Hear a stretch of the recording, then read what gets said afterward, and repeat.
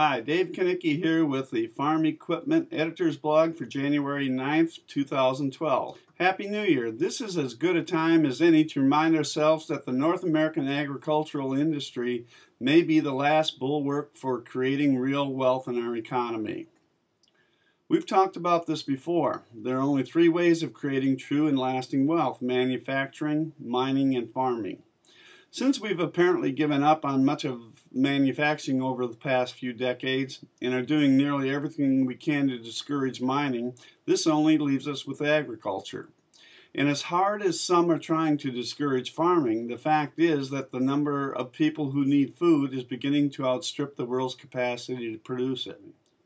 The fastest growing markets for U.S. agriculture today are in the Pacific Rim, and include China, Vietnam, South Korea, the Philippines, Indonesia, and Australia. According to the USDA, ag exports to this region will reach $62 billion this year, the value of which is triple of what it was just 10 years ago. At $12 billion, exports to Southeast Asia alone have doubled since 2009. For the first time, this region's purchases of U.S. ag products surpass that of the European Union. Meanwhile, exports to the EU are projected to hit $11 billion in 2012 compared with $10 billion last year.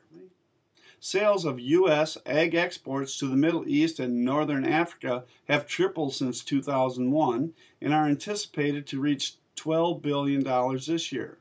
Nearly half of this will go to two countries alone, Turkey and Egypt, and they'll purchase almost anything they can get their hands on. Exports of hay, specifically alfalfa, will exceed 7,000 metric tons this year, compared to zero just a few years ago. Farm exports to Latin America have also tripled in value over the past 10 years and are expected to reach $12 billion this year.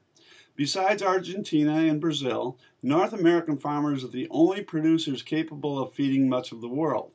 If we're allowed, some way, somehow, we'll figure out how to continue to do so.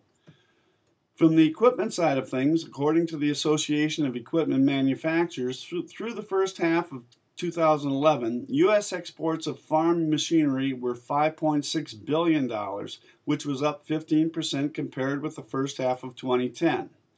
Do farm equipment dealers have any role in this bigger picture of worldwide agriculture? Of course you do, because you're responsible for keeping our farmers up and running. Whether you look at worldwide agriculture as your business or not, your role is only going to grow as the markets expand for food made in America. Thanks for checking in, and we'll talk to you next time.